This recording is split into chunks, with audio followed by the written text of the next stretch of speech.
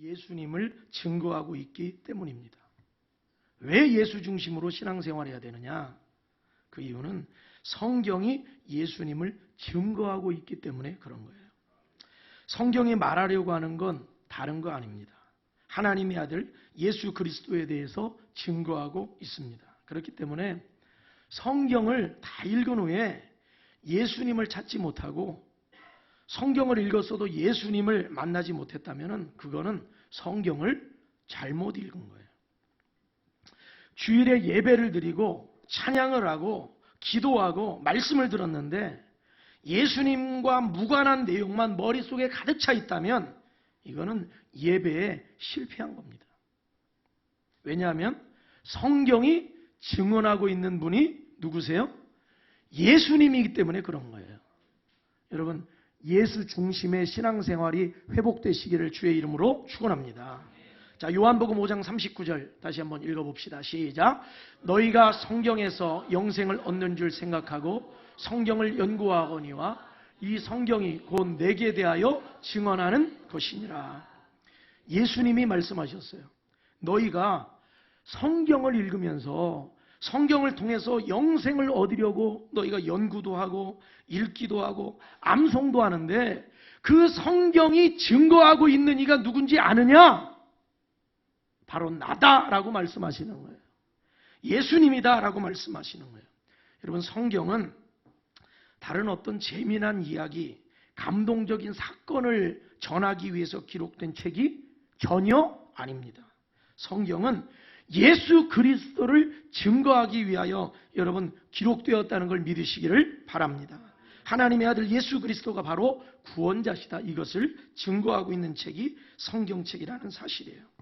그렇기 때문에 우리는 성경을 읽으면 읽을수록 예배를 하면 할수록 말씀을 들으면 들을수록 우리 마음 가운데 예수님이 계셔야 되고 우리 마음 가운데 예수님이 역사하셔야 되고 우리 생각 가운데 예수님으로 가득 차야 하는 걸 기억하시기를 바랍니다.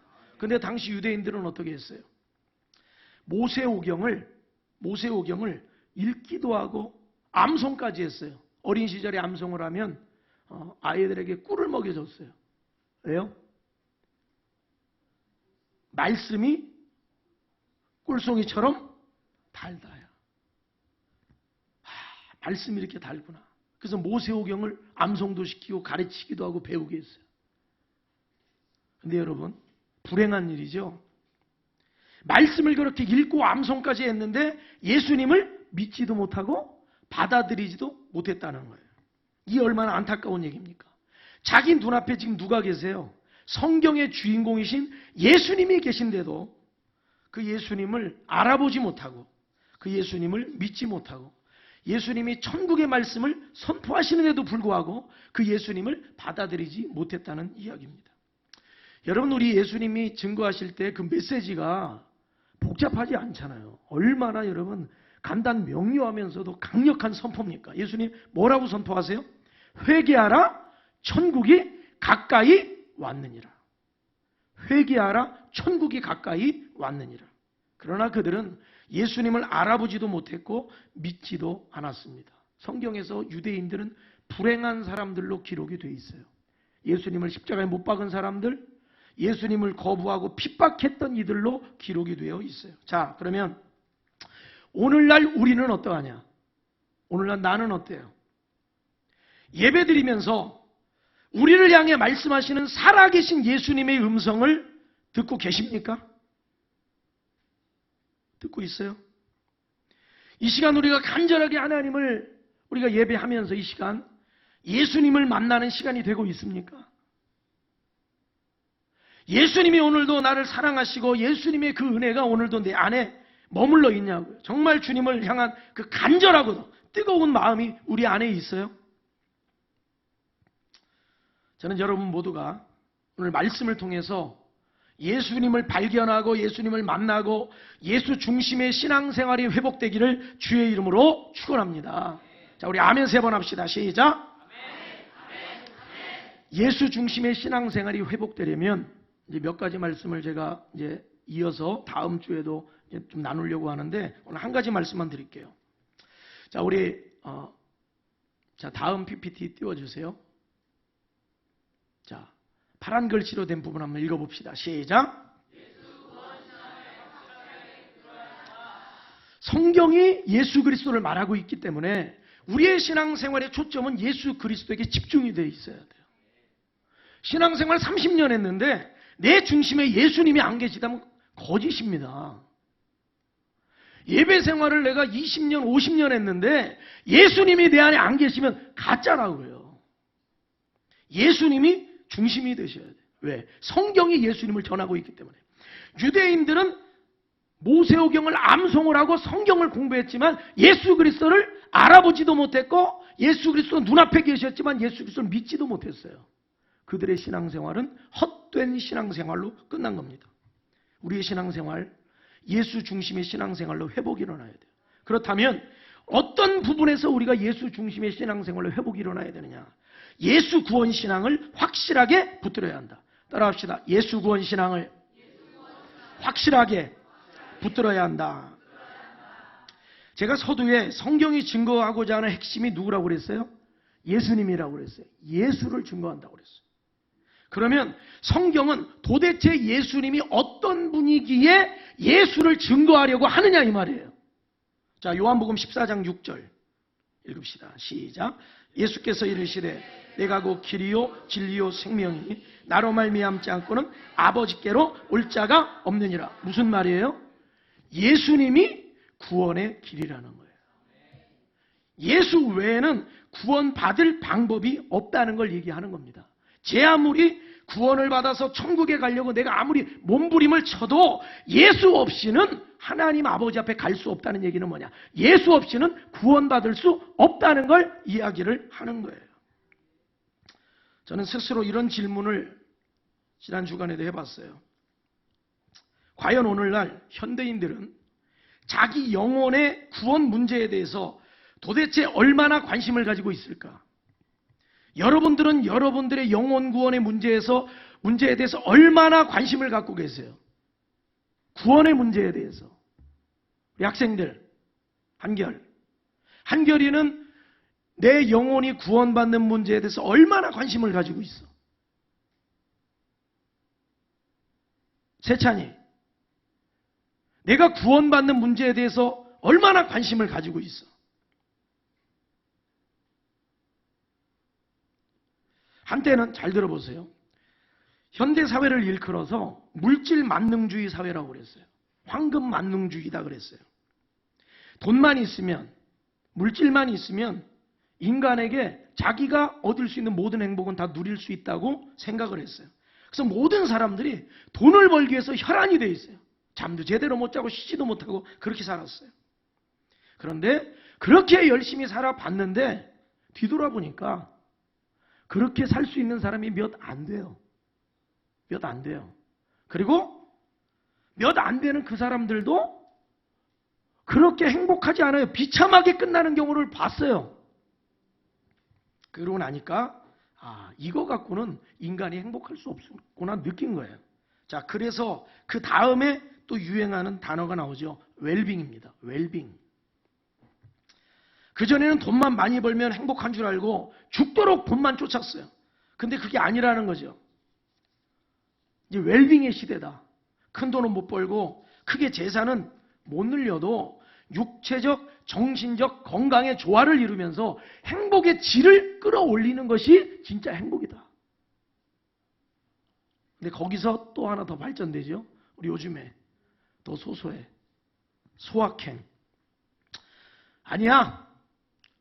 취미생활, 또 맛집, 여행, 또 동호회 이런 것들을 통해서 소소하지만 우리 주변에 있는 소소한 어떤 만남이나 소소한 어떤 그런 것들을 통해서 확실한 행복을 찾을 수 있어. 이런 시대.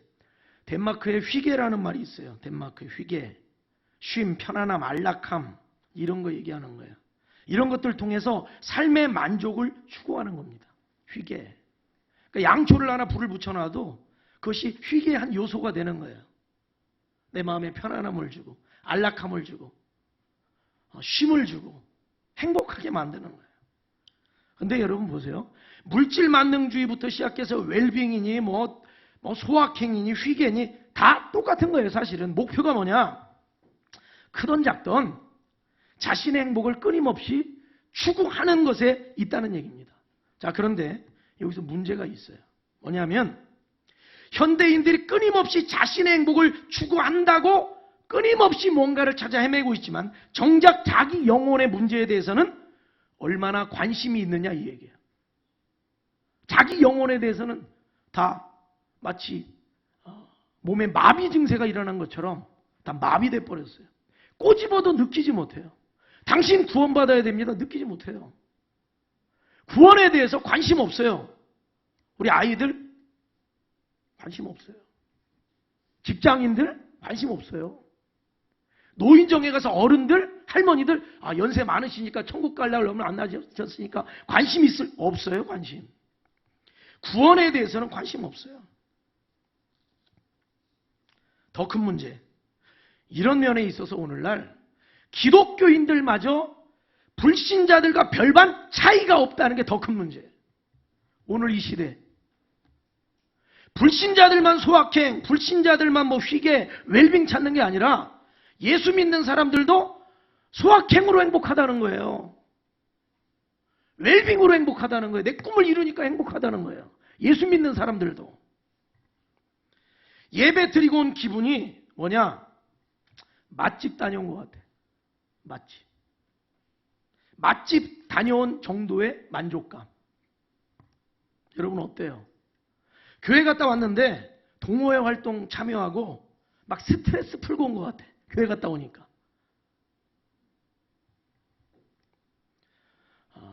신앙생활은 소확행을 만족시켜줄 수 있는 여러 가지 요소 중에 하나가 아닙니다. 근데 그 정도도 요즘에 괜찮은 거예요. 어느 정도냐? 교회 가서 졸고 예배도 제대로 안 드리고 멍하니 앉아있다가 잡생각하다가 오는 사람이 있다는 거예요. 도대체 이거는 예배도 아니고 신앙생활도 아니다. 참 하나님 보실 적에 그러실 것 같아요. 우리가 이사야 말씀에도 있잖아요. 너희가 나한테 예배드리러 온다고 오지만 내 전에 찾아오지만 뭐만 밟고 지나가요? 마당만 밟고 지나간다. 거기서 하나님이 하시는 말씀이 뭐예요? 오지마. 오지마. 그러니까요. 제가 지금 오지마 했지만 하나님 마음이 오지마! 오지마! 더 이상 예배 드리지 마! 제사 드리지 마! 나 안 받아. 여러분 하나님이 그렇게 하셨어요. 제발 그 가증스러운 제사 드리지 마. 나를 사랑하지도 않잖아. 나에게 영광 돌리려고 안 하잖아. 오지마! 오지마! 오지마! 더 이상 너희들 보고 싶지 않아. 오지마. 왜? 마음의 우상으로 가득해. 세상 욕심으로 가득해. 하나님이 없어요. 우리가 오늘 예배 드릴 때 저기도 예수 그리스도에 대한 그 은혜에 대한 감격이 없어요. 예수 그리스도 그분이 구원이시다. 이것에 대한 확신이 없어요. 와서 앉아있어요. 그리고 예배 잘 드렸다는 거예요. 교회 갔다 오니까 기분 좋대. 막 스트레스 풀렸대. 정신 차려야 된다. 말이에요. 신앙생활은 취미생활 아닙니다. 해도 되고 안 해도 되는 종류의 어떤 것이 아니라인 거예요. 신앙생활은 내 목숨, 천국과 지옥, 내 영혼이 걸린 문제이기 때문입니다. 진짜 행복은 취미생활이 있지 않아요. 소확행에 있지 않아요. 진짜 행복은 나를 구원하실 예수님을 진짜로 만날 때 그 안에 행복이 있어요. 사도 바울이 예수를 만나고 행복을 찾았어요. 내가 가지고 있는 모든 거 다 배설물로 여기겠다. 예수 안에 행복이 있다. 거기서 행복을 찾았어요. 오늘날 성도들이 생각하는 이 가치를 완전히 이거 바꿔야 돼요. 뭘 바꿔야 되느냐? 불행이라고 하는 단어의 개념조차도 여러분 세상 사람들과 다를 바 없어요. 뭐가 불행이에요? 가난이 불행입니까? 사업 실패한 게 불행이에요? 사랑하는 사람 이별한 게 불행이에요? 진짜 불행은 예수를 구원자로 믿지 않았기 때문에 지옥 가는 게 진짜 불행이에요. 이 세상이요? 지나갑니다. 육신적 생활 지나가요. 영원한 세계를 소유하지 못한 사람이 불행한 거예요. 그러면 이제 이렇게 이해할 수 있죠. 목사님, 그거 저도 아는 내용이에요. 알아요? 그걸 안다면 왜 더 뜨겁게 기도하지 않는 거예요? 그걸 안다면 왜 예배에 대한 감격과 사모함과 간절함이 없느냐 이 말이에요.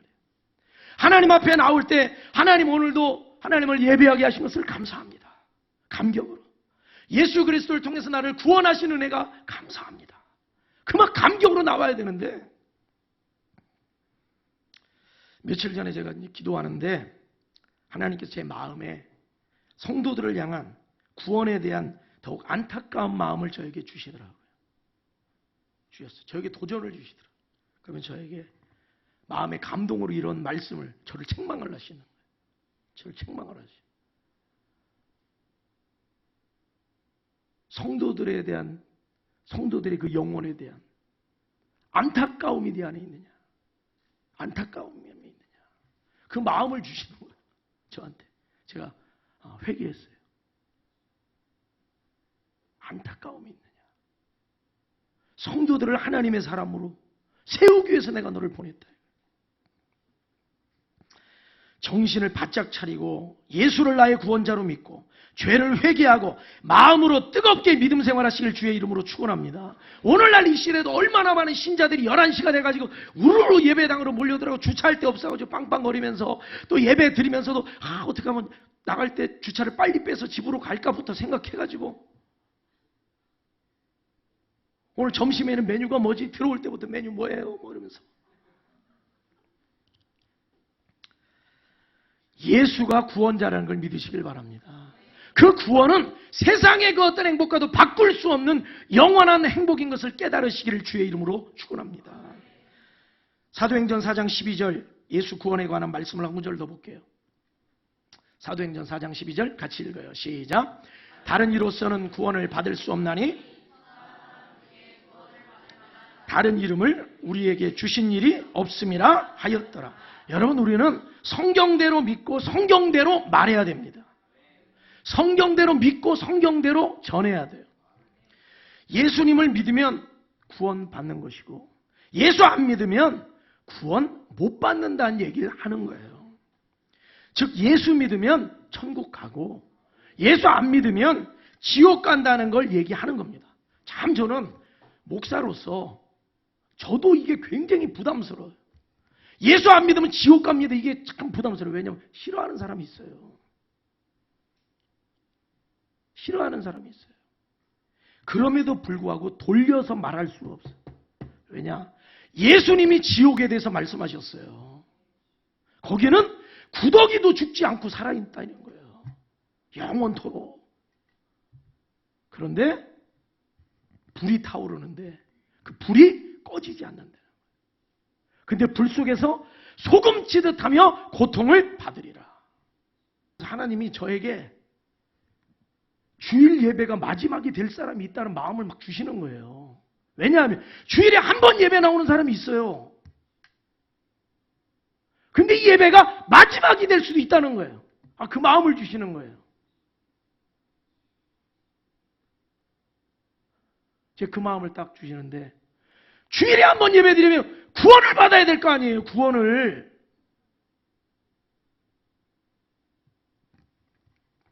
한 번 예배 드리는데 구원 못 받고 저도 여러분들한테 감동 있는 예와 뭐 해가지고 이게 문제가 아니라 제가 그런 부분이 있다면 하나님 앞에 회개해야 됩니다. 구원을 받아야 된다 이거예요. 예수가 구원이시다. 천국이 있다. 지옥이 있다.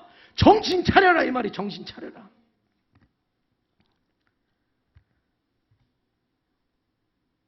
예수 안 믿으면 지옥 간다. 근데 여러분 이것에 대해서 질문합니다.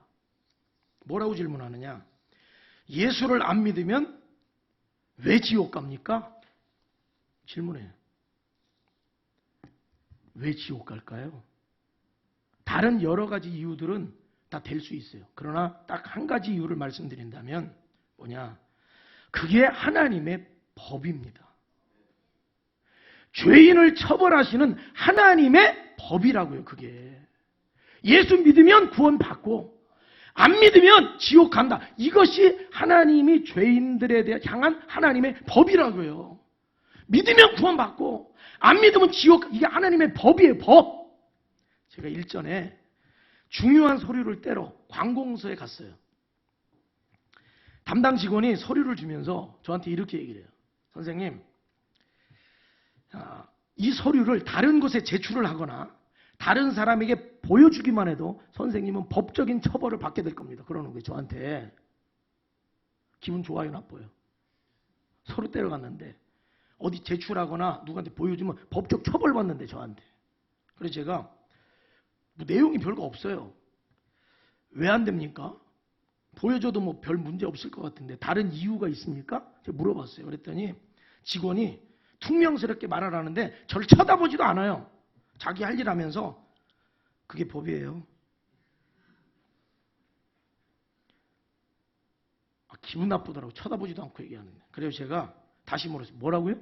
그랬더니 이번에는 눈을 동그랗게 뜨고 저를 쳐다보면서 또 얘기를 하는 거예요. 그게 법이라고요. 법. 기분 되게 나빴어요. 그런데 알았다고 하고 나왔어요. 왜냐? 그게 법이니까.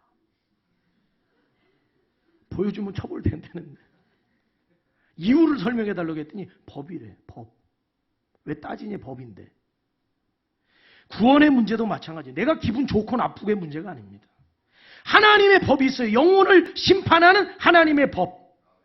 영혼을 구원하시는 하나님의 법. 하나님께서 죄인들이 구원받을 만한 다른 이름을 우리에게 주신 적이 없다고 말씀하십니다. 오직 예수 이름만 주셨다고 말씀하시는 거예요. 다른 대답이 필요가 없어요. 그것이 인간의 영혼의 구원을 향한 하나님의 법이기 때문에 다른 어떤 다른 이유들 될 수 있어. 하나님이 너를 뭐 사랑하신다. 하나님의 아들 예수 그리스도가 죄 없으신 분이 와서 대신 희생해야 죄인들의 죄가 해결된다. 여러 가지 이유들 될 수 있지만 그런 이유를 댄다고 해가지고 사람들이 납득이 될까요? 안 돼요. 법이라고요. 법. 지난번에 브릿지 교회 제가 1일 부흥회를 이제 인도하러 다녀왔는데 이제 개척한 교회예요. 개척한 지 1년도 안 됐어요. 한 20명 정도 모였어요. 거기에 초등학교 아이들, 우리 초등학교 4학년, 5학년 이런 아이들도 있었어요. 같이 예배를 같이 드리더라고요. 걔네는 항상 어른들하고 부흥회고 수련회고 다 같이 하더라고요. 애들이 3명밖에 없으니까. 그런데 목사님이 나와서 찬양인도예요. 찬양인도. 옆에 기타 치는 분 한 분 계시고 피아노 치는 분 있고 목사님이 찬양인도예요. 성도들은 다 같이 60대도 있고 뭐 10대부터 60대까지 다 있는 거예요. 어떤 찬양 부르느냐. 제목이 나는 구원열차 올라타고서요. 나는 구원열차 올라타. 진짜 오래된 옛날 찬양 같이 불렀어요. 목사님 앞에 찬양인데 나는 구원열차 올라타고서 하늘나라 가지요 하는데 성도들이 박수를 치면서 열심히 불러요. 저는 그거 보고 은혜 받았어요. 그 옛날 찬양. 그 언제적 만들어졌어요? 40년 됐을까? 50년 됐을까? 60년 됐을까? 진짜 옛날. 아무 반주도 없이. 그전에 풍금도 없는 교회들 반주도 없이. 박수 치면서.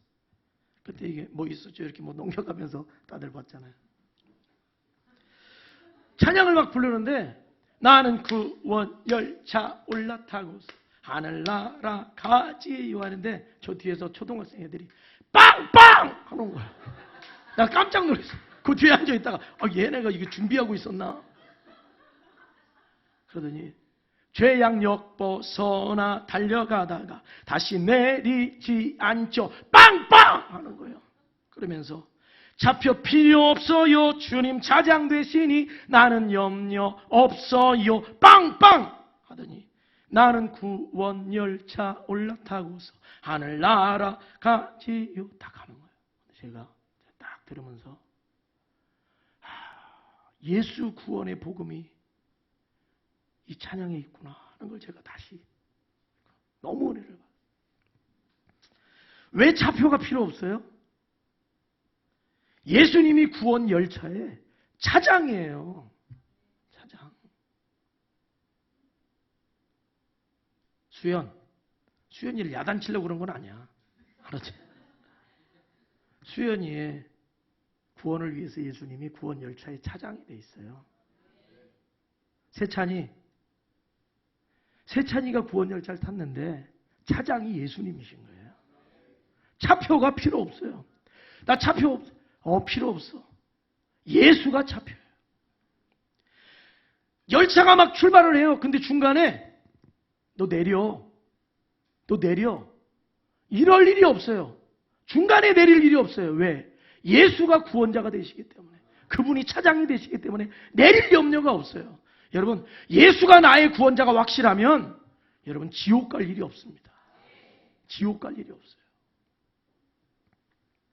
천국까지, 끝까지 내릴 염려하지 않아도 되는 겁니다. 여러분, 물론 이 땅에서 눈물도 있고 아픔도 있어요. 이별도 있어요. 그러나 여러분 기억하십시오. 우리를 구원하신 그 예수 그리스도 반드시 다시 오십니다. 반드시 다시 오십니다. 반드시 다시 오십니다. 그때요, 여러분들 이 땅에서 하나님 저 소확행도 못했어요. 웰빙도 없었어요. 돈도 못 벌었어요. 병 들었어요. 사업도 실패했어요. 얼마나 눈물 많이 흘렸을까. 그런데 우리 주님께서 그 눈물이 찬양되게 만들어주신, 슬픔의 눈물이 기쁨의 눈물 되게 만들어 주실 겁니다. 우리 예수님이 다시 오신다. 다시 오신다. 기도하겠습니다.